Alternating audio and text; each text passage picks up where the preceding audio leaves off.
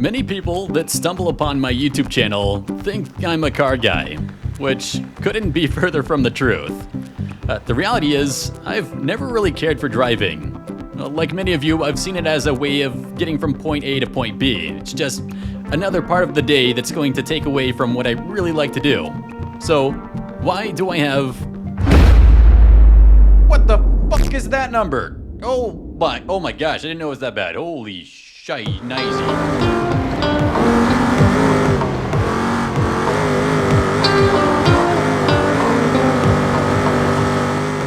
Have you ever played a game such as Grand Theft Auto, Assetto Corsa, Saints Row, iRacing, pretty much any game involving vehicles, and tried to find out which vehicle had the best handling capabilities, or the best off-roading abilities, or the best track driving, or the best ability to allow you to rob a bank?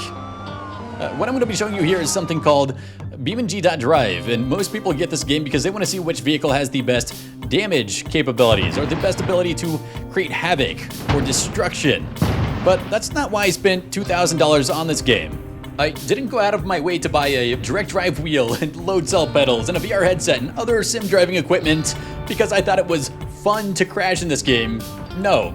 I kind of want to tell you a secret of how BeamNG Drive becomes kind of like a gateway into enjoying driving, and it's something that I found out a lot of other players have kind of fallen into the exact same boat.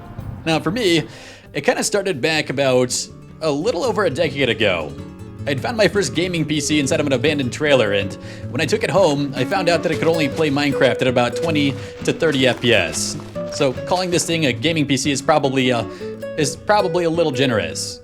So besides playing Minecraft on it, like many of you, I would watch YouTube videos in my spare time, and one of the videos that I came across was the very first ever BeamNG.drive YouTube video. And at the time, I thought it was a software package that was going to be sold off to a game studio like Rockstar Games to include into Grand Theft Auto to have like crashing and destruction physics in all their car models. But I was surprised to see a couple years later my favorite YouTubers, Markiplier, PewDiePie, and Jacksepticeye were playing BeamNG Drive on their own PCs. And at that point in time, I thought to myself, holy crap, my life goal is to have a gaming PC that can run whatever that is. Many years later, I was able to get through college through the power of love, friendship, and loans. Probably more so the loans part because I became an engineer, but I still had this game on my mind. So by the time I was able to rent a place, I scrapped together a PC, got myself a cheap little office desk, found this chair down in the basement, and this is the chair, and I booted up BeamNG Drive. I then began to do exactly what you think an engineer would do with a piece of cutting-edge driving simulation software like BeamNG Drive. Oh my god.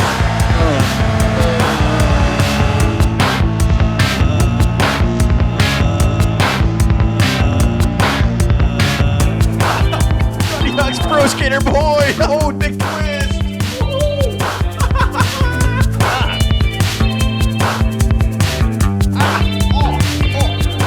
Suck at driving. Oh, dude, it was a joke. Sorry. Okay. Brace spring back. Dude, what the fuck are you doing? What was that for? That's attempted murder. What? Stop. What are you doing? Dude, chill. Stop. Time out. Quit. We're done.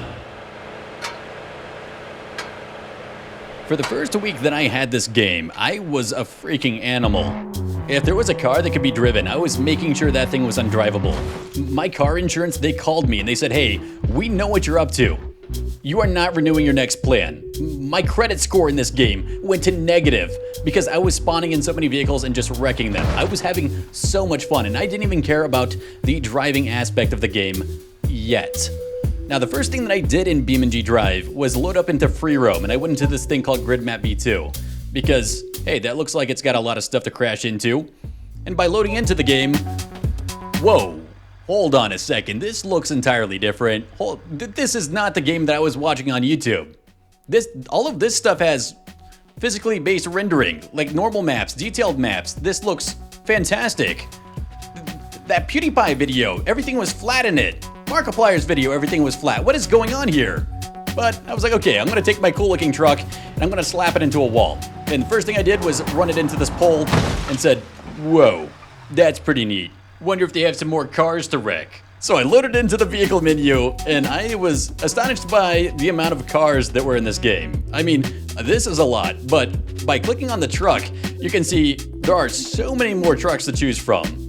I started going through all of them. They were all going to meet their inevitable fate. I was a 25-year-old in the mindset of a toddler, just inside of a kitchen with matchbox cars, slapping them into each other. I was the ruler of this world, and everything was going to perish. Like, something that you can do in BeamNG Drive is you can take all of the vehicles and you can line them up like this, and then click on this little follow me button, and then it's just game over. All of the cars want you dead, and they're not going to stop beating on your corpse until you just give up. It is traumatizing. Something else that I would do in this game is, since I grew up skateboarding, I tried to treat all of the cars like skateboards, and I tried to like do grinds at the top of the quarter pipe. I tried to do kickflips off of this little ramp, and I tried to...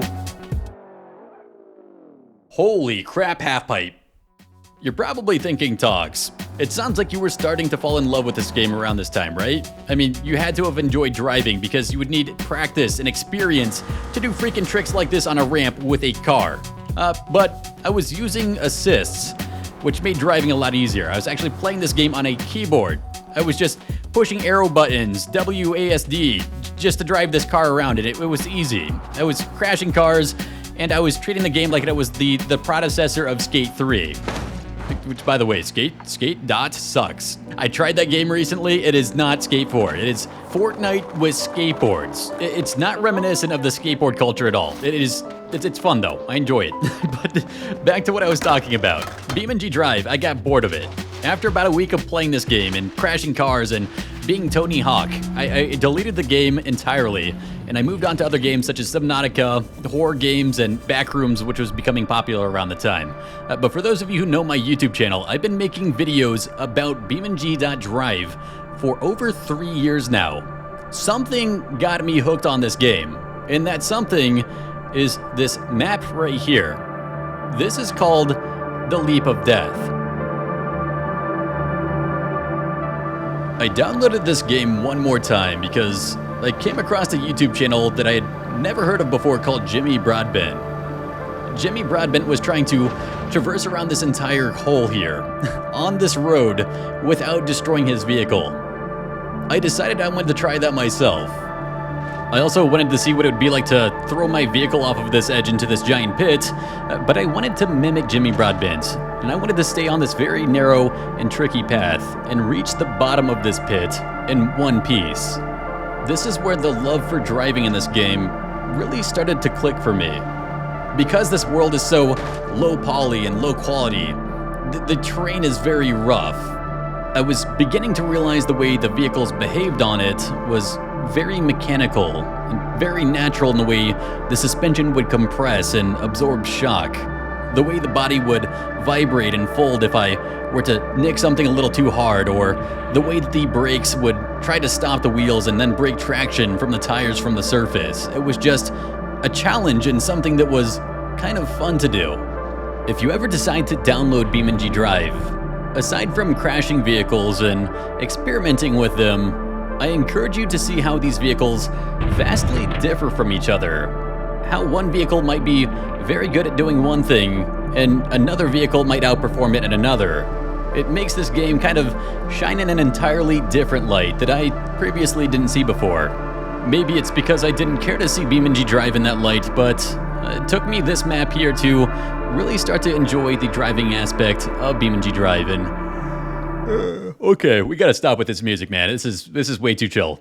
Play something that's a little bit more spicy.